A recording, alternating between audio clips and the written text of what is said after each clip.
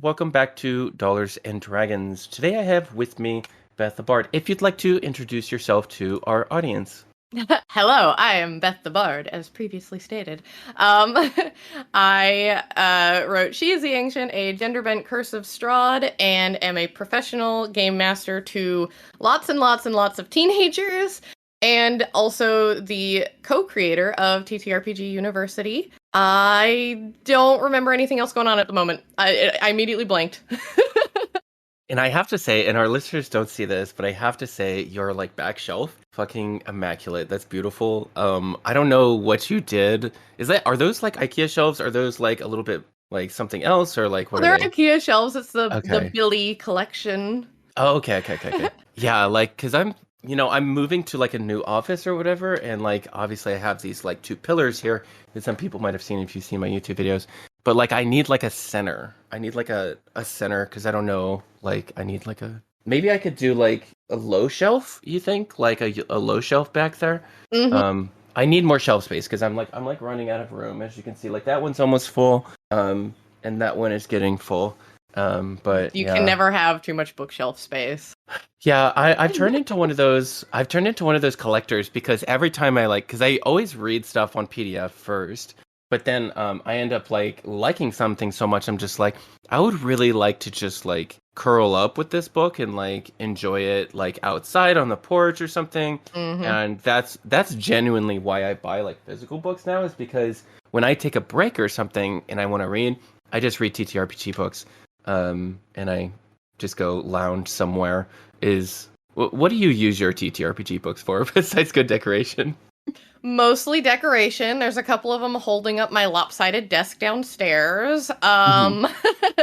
I when I do read, I do sit and read them physically, but I first I put them into the Speechify app from whatever digital source I got them from, and I listen to them first because ADHD, I gotta be able to move my body and do stuff while absorbing. So I mostly do audiobook style reading.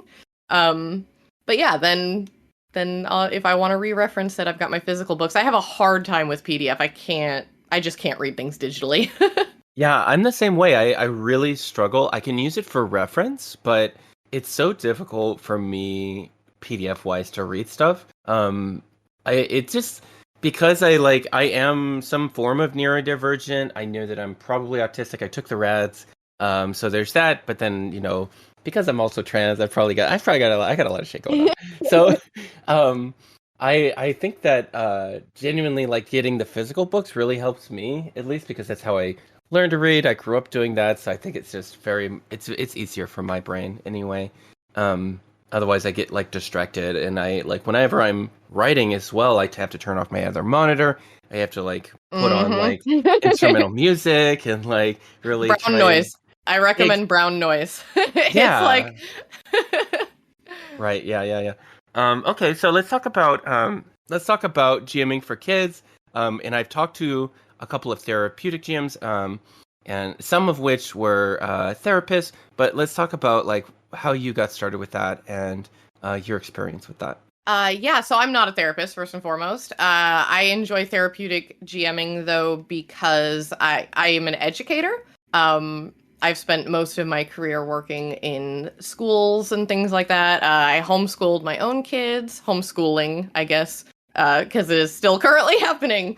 But it's really helpful for working with kids. It's not just, I feel like everyone I know uses it in all their adult games and stuff, but my God, is it helpful for working with teenagers, especially. So that was why I kind of went in for that. I used Geek Therapeutics. I don't know if anybody's ever heard of them, but they're fantastic. I highly recommend them. Look into them immediately. And yeah, it's made a big difference in a lot of my players' experiences, I feel. Okay, and then so would you say that, so obviously you had an official job doing this as far as working for either the city or the state, and you worked with kids, but as far as transferring it to what you do now with people, and your private home games or games that you run for other companies, like when you do D&D in the castle, what's the major difference or some of the tools that you've been using for therapeutic GMing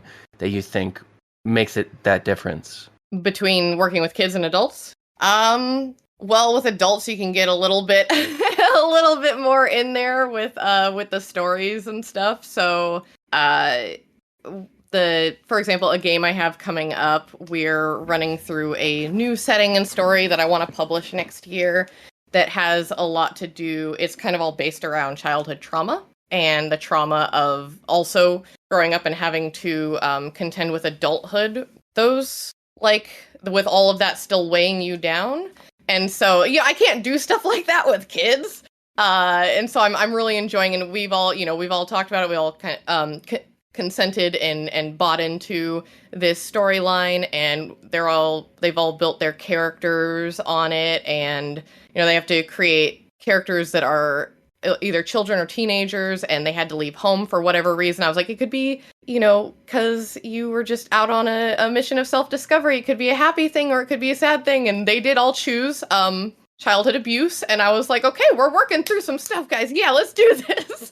So, and that's not even technically what therapeutic GMing is. It's more about just kind of working with people and their needs and feelings, and making sure that you're using consent tools and safety tools and session zero and all of these kind of things. That's the core of what therapeutic GMing more so is, but I'm using like all the safety things in order to kind of really dig into this stuff with this group, and we're all really looking forward to it. And I bought like 1,000 tissues to bring to the table.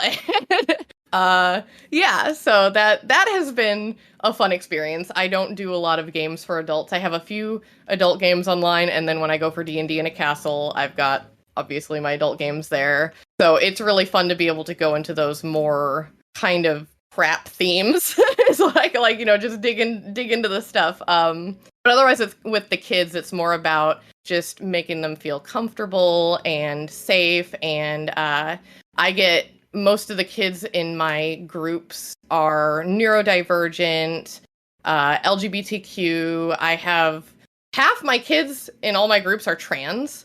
I've had a lot of autistic kids. I have one whole group that is they're just all very autistic, and it's delightful having them all at the table together. We're all learning how to work together and not yell over each other and all the, so it's like that's what it's more focused on in those spaces. Right. That's super cool. I know that I've definitely had some of my most, I think, vulnerable moments at the table. I think one of the places that I found that I was actually, I did the like normal trans thing, in which I, like, when I was growing up and playing a ton of role-playing games and stuff, I always played women. When I was writing stories, I always wrote, like, I would have like one really boring vanilla masculine character as the point of view, and like literally 90% of the characters were women. And for me, like, kind of finding out that I was trans, role playing for me, once I realized that, was allowing me to, I guess, connect in a way consciously instead of just subconsciously with the femme experience or the things that I wanted to work through, because I grew up in a home that was definitely not accepting of the gay.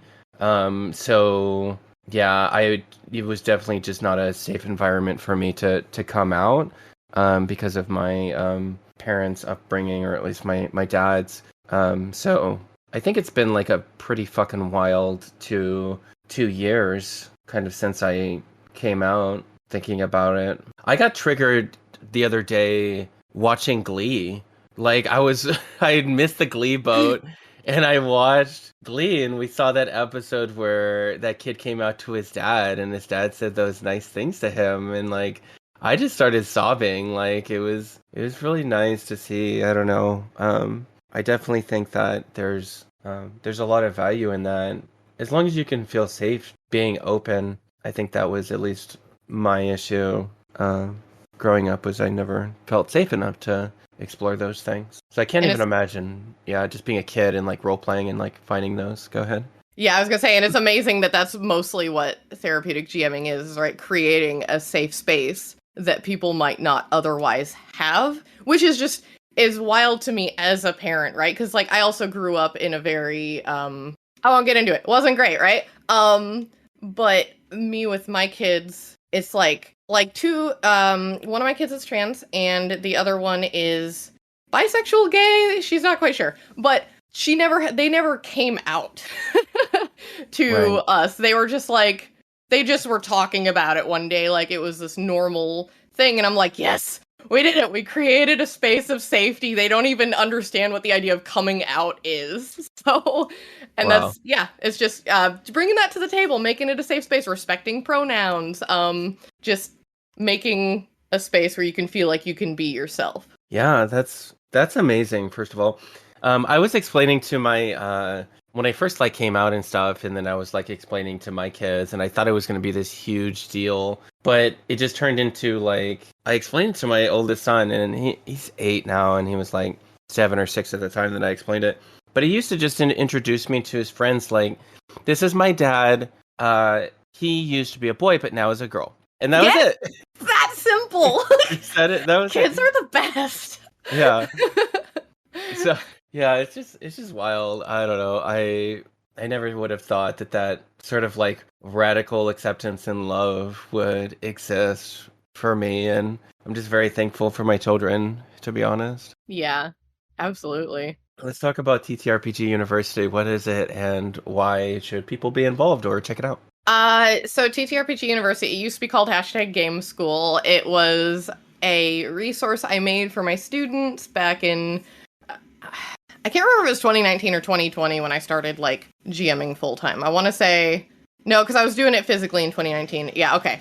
But I like made this website because I was like, okay, we're all going online, you know, COVID, blah, blah, blah, whatever. So let's kind of enhance their experience. And I put that together and only used it for that. And then just in the last 6 months to a year, I was like, I also enjoy like the adult side of the community, and I enjoy the heck out of like business and teaching business and being involved in entrepreneurship and K-commerce and things like that as well. So I was like, let's just mesh all the things I love right now and give it a rebrand. And so it's moving finally.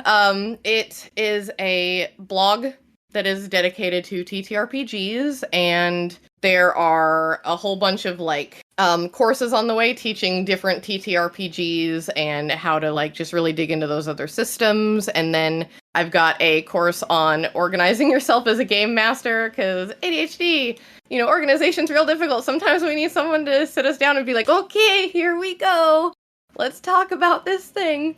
And then my partner, Jaden King, who also helps me run TTRPG University, he and I put together a write your own TTRPG adventure course and decided to launch it as like a live cohort where we bring 20 different people from the process of like, I want to be a writer to like, I understand what to do and now I'm published, because I wish I had something like that for me when I did She is the Ancient, but I did have at least mentorship, because I've always been the person to pay for business mentorship of some sort. And so I had somebody at least being like, okay, stick to your plan, stop scope creeping, things like that, right? And so it was like, ooh, we could do this like more hands-on and just really help people do the things they're wanting to do. My whole goal is to try and figure out how to make this community a little less gate-kept on information.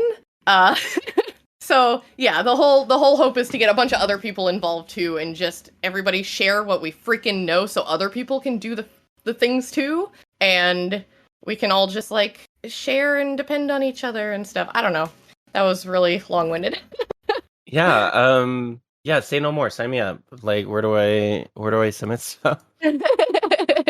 Yeah, I would love to. But you know, as far as like why I built my platform initially, it was pro GMing and how does it work and everything like that. Because I started out pro GMing and then like there wasn't just enough or very much information in the Start Playing Games community, which is still like burgeoning. It was still growing after 2020, because that's, I believe, when they opened. 2020 was like a limited amount of GMs that just like Devin Chulik knew, the Total Party Kiss guy who also founded it.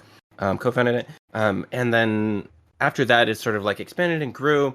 And when I joined SPG and I started taking it seriously, it was actually shortly after we did that show together, believe it or not. And I was like looking into it and I was starting, and there wasn't a lot of people that were interested in helping other people. It was like, I have all the secrets and you can't know like what like magic ritual that I perform in order to get people in my games. And I was just like, okay, first of all, that's fucking weird. And secondly, I really doubt that some of us are so much better than the other pro GMs that you've got like the secret fucking sauce. So I started to help people because I understood how I have a basic understanding of like copywriting, and I do like copywriting for what I do as far as like the crowdfunding I do, or like whatever else that I'm doing. So I was helping people with copywriting and like understanding advertisement and stuff like that. And then lo and behold, as I was like helping more and more people, they were like, hey, this actually works. And I was like, it's just basic marketing. Like, it's just very basic stuff. And I know most This is marketing 101. Yeah, it's just very basic stuff. It's like a basic understanding of like how Amazon marketplaces and YouTube marketplaces work.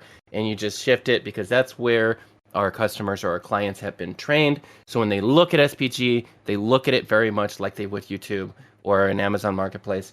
So you just have to sort of shift your advertisement to fit that template. And then once you do, then you'll get people in your game.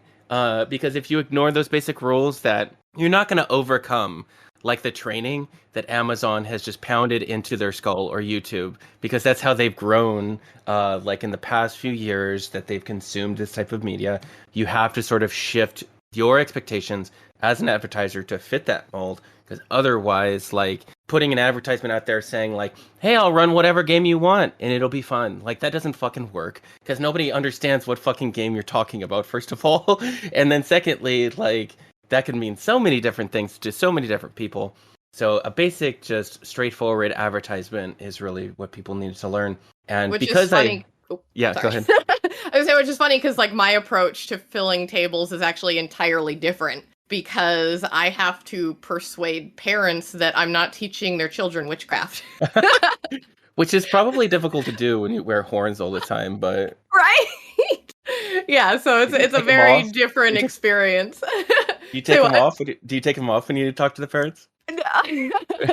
I like no. I'm like you're gonna come into this fantasy experience, and a lot of times I'm like teaching parents how to play and trying to get them excited about it. So they're like, "Oh my god, this is great for my kids." It's like that's what I'm trying to tell you. Yeah. So yeah, exactly. Yeah. Yeah, there's so many possibilities like playing with kids too. I'm really excited because very soon I think I'm gonna start running the game. I have an 8-year-old and a 5-year-old, and I have a younger kid, but he's still yelling and shitting his pants. He's like 3. He just turned 3. But I'm very excited to run like something like Lost Mine of Fandelver for my kids, because you can really kidify it and make it like a Saturday morning cartoon. Anyway, so I ran out of time to help people, essentially, is what happened. And then I was like, how do I still help people but not have to deal with like at one point when I was in SPG chat, I like had to change my screen name to like don't ping me, because I would get like 10 to 15 pings a day from people asking for my advice on like their listing or whatever, and I'm just like, I don't fucking work for you people. Like I just stop by and I help. Like, at a certain point you gotta get paid for your time. Like yeah. That's where I am right now. I'm like, I know you cannot pick my brain. You cannot. I will not. Like, here's my Ko-Fi, or here's now a listing. Here's a listing. You can pick my brain. I have to get paid for my time and energy, because it's so little right now. Yeah. And protecting your time is very important. So I ended up talking to my business coach and talking about like paying for business mentorship. I am in like a business mastermind. I just ended up building my platform around that, in like the podcast and the blog and everything, and my Twitter threads. Those are really like based on trying to not necessarily democratize, but make the space a little more egalitarian, because I think there are so many opportunities for people, not necessarily as a full-time job, pro GMing. I think it's a terrible full-time job. And I say that as someone who is a full-time pro GM. I run 10 to 12 games a week right now. It's a great job, but it's also terrible for the non-GMing reasons. Like it's terrible because of the uncertainty and the up and down and like the all of the freelance stuff that you would deal with, like when tables fall apart suddenly or like people miss because of holidays. Then you're just out of pay for a week. Like you just only get paid 3 weeks out of the month, and you might really need that paycheck. So like that's what I mean when I say it's a terrible full-time job. It's a great part-time job though. Great part-time job. If you want to run, 1 to 4 games a week, that money could change your life for the better. Like you could make $100 to $1,000 more a month, and that's life-changing for a lot of people. And you're doing something you like, which is running games, So, but anyway, that's my spiel about it. But I think it's great that you're moving in the direction of like providing education to people, because I think that is one of the major things that we definitely need within the industry. There's so much ivory tower business with especially freelancing, and I have a lot of opinions about freelancing. So there's such a power imbalance between the publishers and freelancers, in that there's so many people that are just willing to scab. And what I mean by scabbing is not in the literal sense like crossing the picket lines, but you have so many people that are willing to do it for less because it is a hobbyist space. That's hard to make it as a professional space. Yeah, and so publishers will reward that because they might, pay 10 cents a word or whatever, but there'll be a writer out there who writes pretty well that'll be willing to do it for 5 cents a word or 8 cents a word or something like that. So it's difficult to reinforce adequate pay for everyone when there's such a disparity between what people are willing to do. Yeah, no, I've actually come across that. So my partner and I, we are kind of launching a little tiny baby publishing company with our Daughter of Frankenstein Kickstarter we did earlier this year. It's very small project at the moment. But we actually are doing the 10 cents a word at the moment, which was an improvement on what I was able to do from DM's Guild projects, right? But I'm like, this is our baseline, and as soon as we can get more going with this stuff, obviously that's going to increase, right? But I had somebody that was like, I'll do it for 5 cents a word. I'm like, no, what the heck? 10 is already low. What are you doing? Yeah. Like, no. Yeah. The only time I really get upset when I see like 10 cents a word, which is like considered the industry like minimum. The only time I get upset is whenever there's like a company out there who's clearly making a ton of fucking money, or is making enough money that they should be perhaps readjusting where that money is going, because 10 cents a word or minimum amounts is really not where it should be going, when you should be paying the creatives who are creating your fucking project or whatever the product is that you're selling.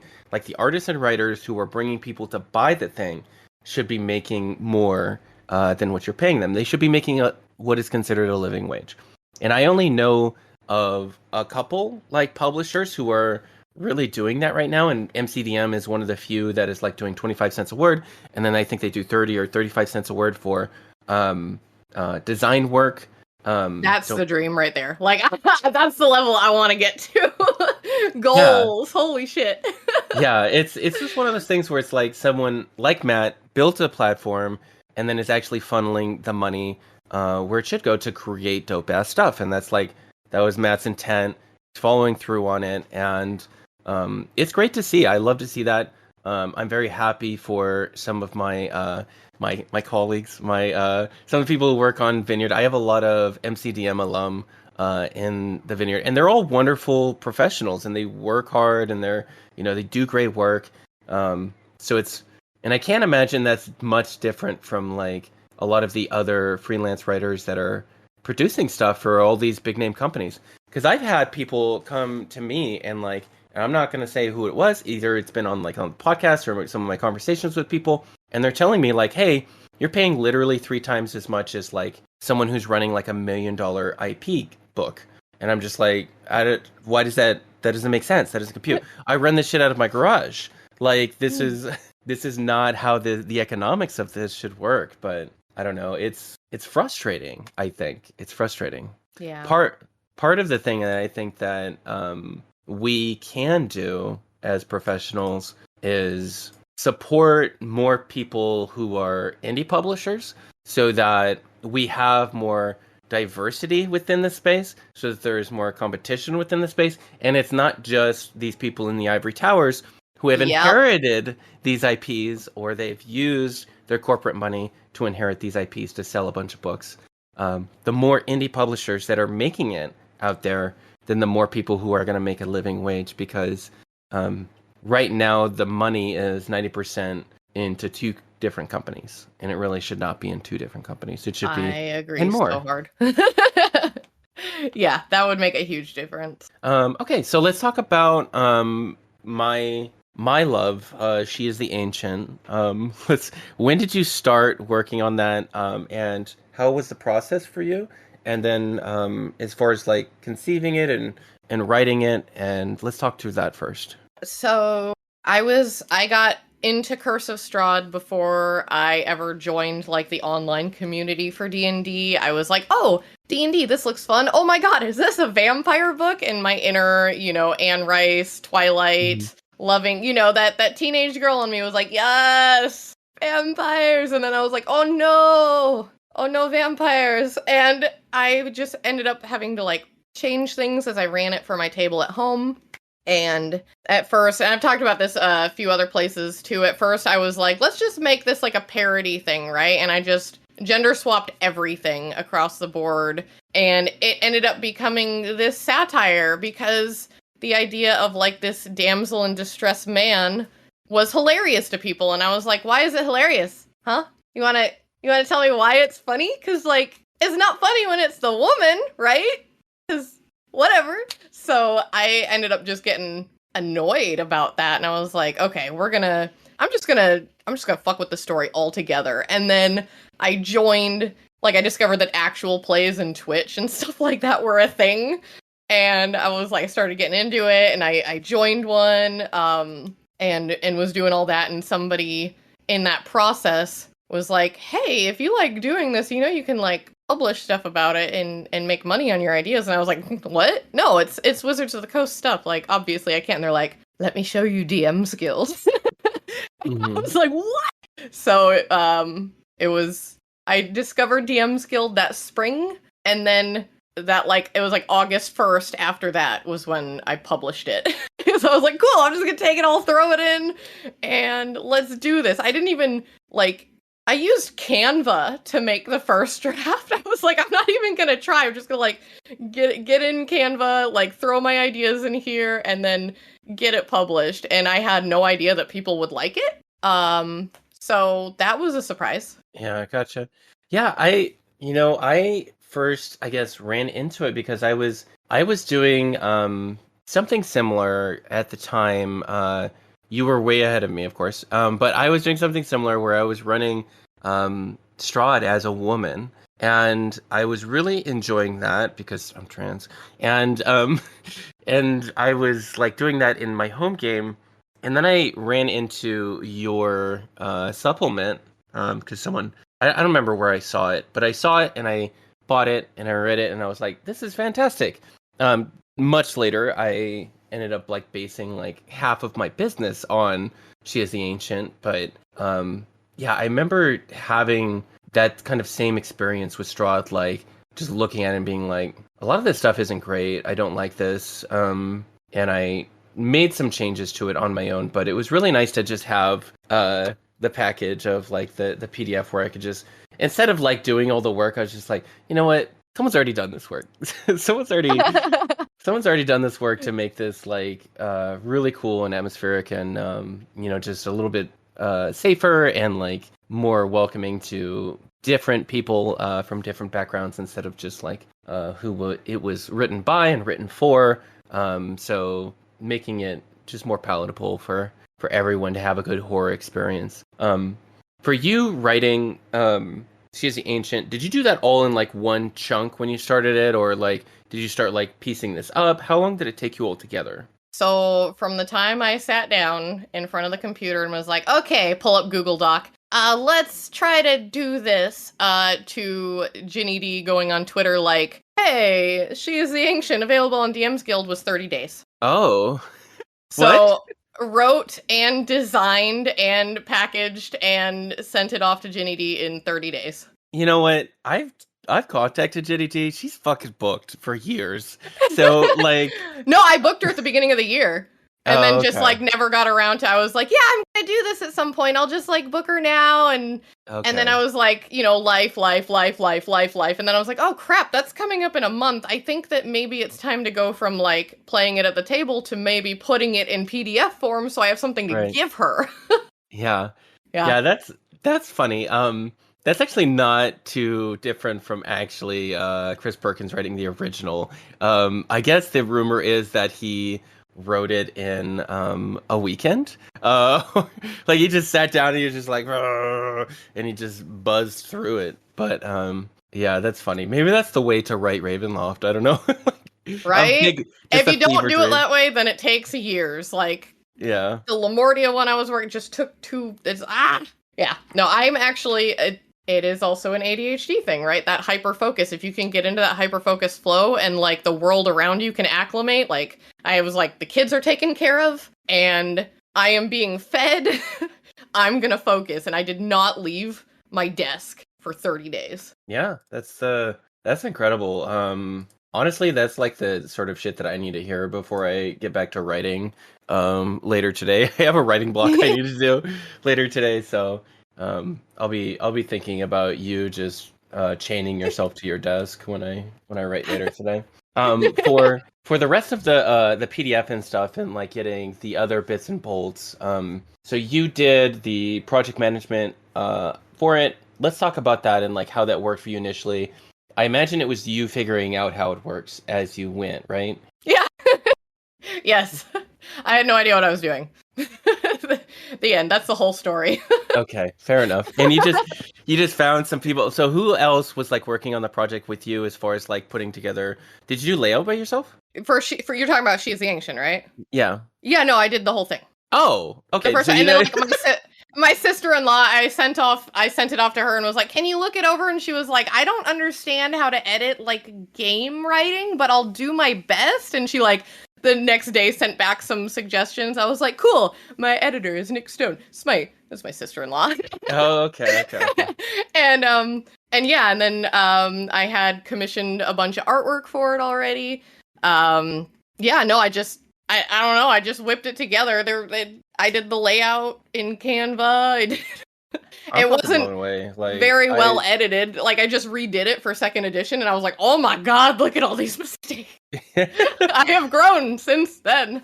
Yeah. No, that's good, though. That's good. No, you followed the journey that most creators just need to follow then, is like, just fucking put out your first thing. Just put it out bad. Like, just put it out bad and fix it later. My god, just do it. Yeah, just fucking do it. That makes sense. Okay, I'm so fucking proud of you. Oh my god, that's incredible. That's good. Good for you. Good for you. That's amazing. That's cool. And I'm really excited for the print version to come out. I'm so excited to have it like on my shelf. And just for the listeners, like if you play a game with me, you'll find half of my games are She is the Ancient games. And that is because, like, first of all, they fill really easily. People want to play it. It's a very popular version of Strahd, especially for, the queers. The queers love it. Yeah. Queers love She is the Ancient. Majority of them are like, I don't know, like I say over half of my players, and I think maybe this is partially me, but over half of my players are queers. And then I think the other aspect of it is just that Curse of Strahd has been, I suppose, done in such a way, like some people are really into how it's traditionally run, because that's what they prefer. But it's nice to have different versions for different people and different perspectives. So I think that's kind of the appeal of it, because it's the same type of story, but it's just a lot less problematic, I suppose. Yeah. Let's talk about Daughter of Frankenstein, which is your Kickstarter. Can people pre-order this thing right now? Yes, it is. Okay. Yep, it's Yeah. on BackerKit. How did this get started, and what is it? Let's talk about it. So it was originally a Lamortia supplement called Snow and Stitched Flesh. And we had been working on it forever, but it wasn't getting priority. So of course, when you don't prioritize something to death, then it just but it was mostly done, and then the debacle happened in January where Wizards was like, screw everyone, and then everyone was like, I'm boycotting DM's Guild, and I was like, oh no, this thing that we have put so much time and money into. Oh. So like I had, there was already thousands and thousands of dollars of artwork and writing and stuff put into it, and I was like, okay, no, I need to get paid for like finishing this. So we decided to put up a Kickstarter, and we're looking at the Lamortia content, and I was like, oh, this is all Frankenstein fanfiction anyways. Like, all of it is Frankenstein fanfiction, and Frankenstein is free game. So we just kind of converted the content over, changed the story, and added some other stuff, pulled some stuff out, and came up with Daughter of Frankenstein. And I was like, okay, we're going to throw this up on Kickstarter, and if we can't make at least 10K to finish this dang project, then I'm scrapping the whole thing. I'm done. I quit. And it overfunded, so I'm like, yay, we get to finish my baby. Yeah, that's so cool. When's it gonna be shipping? Do you know? The goal, we're good on timeline currently, and the goal is to have it in everybody's hand in October, so that they can have it for that Halloween season to yeah. I'm not paying attention because I'm ordering it right now. I forgot to buy it, so hold on. Give me a second here. Thank you.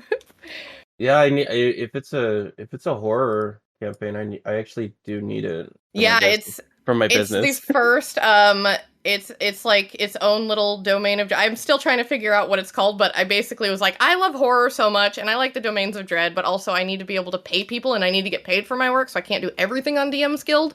So I'm gonna create my own little version of a horror place with different things going on, and so I started writing up the Grimwild, which is basically a combination of grimdark horror fantasy combined with Feywild type fairy tale story concepts, and so Promethea, the place of Daughter of Frankenstein, is one of the locations within the Grimwild. And then the campaign I was talking about that I want to publish next year is it's like an island within the Grimwild as well, that is more folk horror, kind of Peter Pan themed.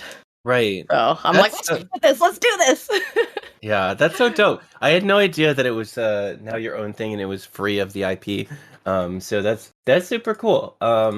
Congratulations on getting that all together. I'm sure you're probably in crunch right now, aren't you, to get this shit finished? So much crunch. Just so much. Just it's been 12, 13-hour days, 7 days a week, and I have to remember that I have children, and I'll just pull them onto my lap, and I'm like, okay, we're having quality time. Snuggle me. I'm writing. I'm designing. Yeah. Yeah, I began to put my kids into my schedule books. I feel so bad, but also they live with me full time. So I'm like, you're still seeing me. We're here. We're working in the same room together. You're playing Legos at my feet. We're good. Yeah, that's fucking cool. Also, it's got a Foundry module. Yes. I need that. Actually, I for sure need that. Okay, I'm a fool, and I made 2 orders. That's fine. I'm a fucking fool. We appreciate the support. it's for my business, so you don't even, you're welcome, but it's for my business. I'm gonna run this for my business and people will play it. I'm so excited for people to play it. There's no better feeling than finding out that people are running your game at their table or live streaming. Whenever I find out that somebody's doing a She is the Ancient live stream, I'm like, you have literally made my life. You don't understand what a dream come true this is. So I'm very excited for that to happen with Daughter of Frankenstein. How big is the book? Let's talk about the nuts and bolts of it and some of the features for Daughter of Frankenstein. It is roughly 300 pages. I'm actually considering going through and cutting down even more to get it closer to 250. But it is currently 300 because I love artwork. I am a very visual. I think you've made the comment before when we've talked. We're like, so regular design is like this, but your design, word count to design is like this. It's like, that's very true. I have a problem. So, yeah, I'm trying to figure out where I can cut a little here and there, but yeah, it's very, very heavy on the visuals because I need that myself. And from what I understand, other people enjoy it too. So I make for me and then other people benefit, I guess. I'm looking at like sort of the visuals, like the map and everything. How many different locations do you have throughout the adventure? And like, is it kind of like a setting book and an adventure, or? Yes. Okay. So I actually wanted to come at it more as a setting book because I'm currently just really into settings at the moment. And so it has at least 10 solidly written out locations. I'm still trying to remember which ones we're not going to convert in and they're going to stay over here. Some of that stuff is a little bit jumbled at the moment until we get it sorted when we get back from the castle. But it's very, I like my locations. I like my location descriptions and the creatures and the encounters that can happen there and that kind of thing. But then my partner's very story heavy and was like, okay, we're putting in a 3-act story with this as well. I was like, okay. So yes, both Gotcha. in our weird, unique way that we're going to try. Super cool. For you and like going to printing, I know you're like in the middle of it right now. I assume that we have not done the print run because we're talking about cutting content, right? So for you doing the printing, have you found like I know that there's, so for me, just a context for listeners, I'm looking at like different manufacturers right now, and some of them, depending on how many we print, it's going to vastly change how much it costs to print each one. So for me, if I print over 1,000, it's going to cost me $5 a book. If I print under 1,000, it's going to cost me $10 a book. So it's a huge difference in the cost, and especially if a majority of these sales eventually go to like Amazon and some of these other places or friendly local game stores, who I want to support, obviously, but like they're going to want things at like a third of the cost of what they are on the shelf for my store. So it's a big difference. $5 is a huge difference. What are you doing for manufacturing without like, you don't have to name anybody, but like, what are you doing for manufacturing and like, what does that look like and how did you make those decisions? So before I speak, I would like to go back to that moment we were talking about how like, I just threw out She is the Ancient and was like, we'll figure it out later, right? Right? I just, remember you were like, I'm proud of you. Just hold on to that. Okay. Okay. I'm not looking into manufacturers. We are using Drive-Thru RPG, print on demand, for all the Kickstarter stuff.